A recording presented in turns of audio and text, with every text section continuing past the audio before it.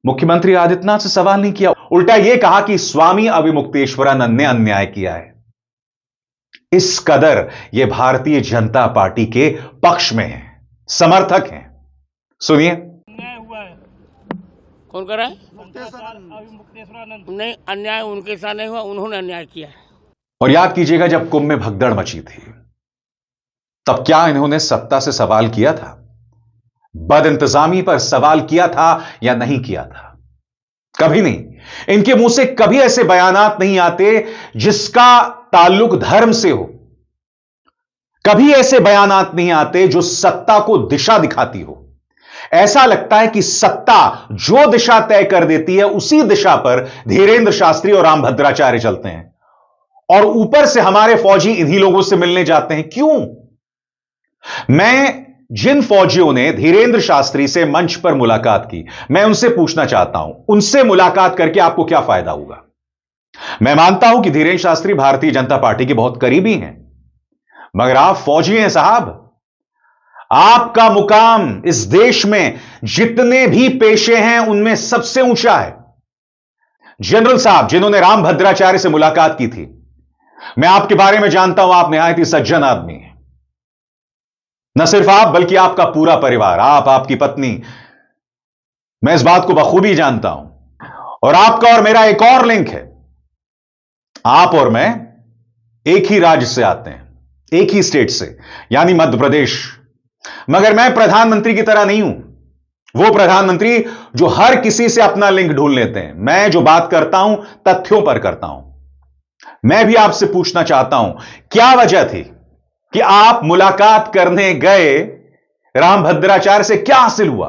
अब जाहिर सी बात है, जब सेना प्रमुख रामभद्राचार्य से मुलाकात करेंगे, जो कई विवादित बयान देते रहते हैं, जो भारतीय जनता पार्टी के पक्ष में खड़े हुए दिखाई देते हैं, एक पॉलिटिकल पार्टी के पक्ष में खड़े हुए दिखाई देते हैं, तो फिर जब सेना प्रमुख वो करेंगे तो उनका आम फौजी भी तो वही करेगा, और वो भी वर्दी पहन के। मैं पूरे सम्मान के साथ जनरल साहब आपसे सवाल पूछना चाहता हूं, आपके जो तमाम फौजी वर्दी पहन के धीरेंद्र शास्त्री के पास मौजूद थे, वो धीरेंद्र शास्त्री जो इस वीडियो में बाद में कह रहा है कि चलो मंच खाली करो, क्या इससे सेना का रुतबा बढ़ा है? सेना का सम्मान बढ़ा है? बताइए ना, बताइए, मैं गलत कह रहा हूं या सही कह रहा हूं? अगर आपको लग रहा है मैं कुछ गलत कह रहा हूं, और यह मैं न सिर्फ जनरल साहब से कह रहा हूं, मैं ये बात अपने फौजियों से भी कह रहा हूं, अगर आपको लगता है कि मैंने कुछ गलत कहा तो मैं क्षमा प्रार्थी हूं, मैं आपसे माफी मांगना चाहूंगा। मगर जो मुझे दिखाई दे रहा है, मैं उस आधार पर आपसे कह रहा हूं, मुझे गलत दिख रहा है। मुझे आदमी निहायत ही विवादित लगता है धीरेंद्र शास्त्री। मुझे नहीं लगता इसका अध्यात्म से कोई लेना देना है। यह व्यक्ति मेरे संविधान का अपमान करता है, मेरे बाबा साहब अंबेडकर का अपमान करता है। यह व्यक्ति, इसके ऐसे बयानात हैं जो सांप्रदायिक तौर पर भड़काऊ हैं, और फिर भी हमारे फौजी गए। इससे ज्यादा दुखद कुछ नहीं हो सकता। मगर जैसे मैंने कहा ना दोस्तों, इस मंच पर सवाल उठाए जाएंगे, बेबाकी से सवाल उठाए जाएंगे। हम इस बात को लेकर पीछे नहीं हटेंगे कि इससे किसकी भावनाएं आहत हो रही हैं, क्योंकि मैं अपनी जिम्मेदारी को समझता हूं। मेरे इस मंच पर आप कभी भी कोई भड़काऊ शो नहीं देखेंगे, हिंदू और मुसलमानों में लड़ाई लड़ाने वाले शोज नहीं देखेंगे। मैं अपनी जिम्मेदारी समझता हूं। मैं अपनी जिम्मेदारी अपने बच्चों, अपनी आने वाली पीढ़ियों के प्रति समझता हूं, और मैं यह भी उम्मीद करता हूं कि हमारे फौजी और हमारे जनरल साहब भी इस बात को समझते होंगे, यकीनन समझते होंगे। अभिसार शर्मा को दीजिए इजाजत। नमस्कार।